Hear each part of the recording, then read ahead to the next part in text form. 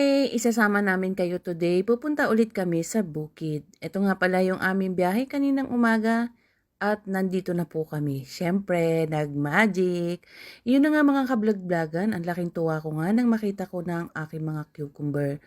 The other day kasi, 2 days ago ba yun, nung galing kami dito, hindi pa siya ganyang kalaki. Tapos siyempre umulan kagabi or nung isang araw at yan after ng ulan bigla na pong lumaki ang aming pipino. Tapos ito nga pong mga kamatis ko dito ay hindi ko nga maintindihan bakit nasa ilalim ang kanyang mga bunga. 'Di ba dapat doon siya sa ibabaw? Pero tingnan nyo naman, halos nakasayad na po siya sa lupa. At hindi pa rin po siya hinog. Siguro sa susunod na balik namin ay mahihinog na siya.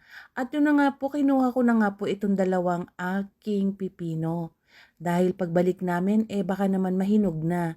Kaya kinuha ko para mamaya ay gagawin ko siyang ulam ko. O 'di ba? Nga naman pag may tanim ay may aanihin. At syempre mangunguha ulit ako ngayon ng dahon ng lettuce dahil yan ang ginagawa kong salad. Inilalaho ko doon sa pipino. At ayan ang aking mga kalabasa. Pagkatapos ay naghanap ako sa parang ng mga seedlings ng spring onions o yung chokpa na ginagamit nila dito pagka lalo na holiday. Ito po yung mga tinutuhog-tuhog sa parang sa skewer tapos sinalagyan ng ibang sangkap.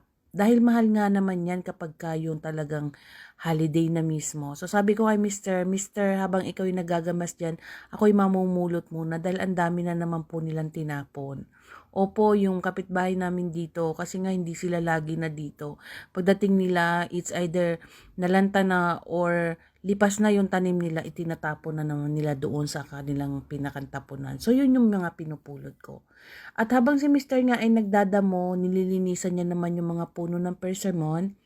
Dahil sabi ko, darling, nakakatakot. Baka mamaya ay may malalay na dyan dahil gubat na talaga siya. Lalo na kapag kaumulan, ang bilis po talagang tumubo ng damo. Yun nga po ang aking isa sa mga pinakang problema dito ay ang damo. Yun ang kalaban namin kahit na mga nakabalot naman na ng plastic yung aming mga gulay. Pero syempre sa paligid kapag kamasukal ay nakakatakot din minsan.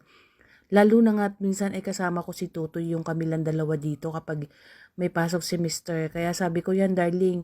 At malaking bagay na rin po dahil ayan, ang laki na po ng nagamasa ni darling. Siya na po nagagamas habang ako naman ay nagagawa ng mga ibang bagay na ginagawa namin dito sa taniman.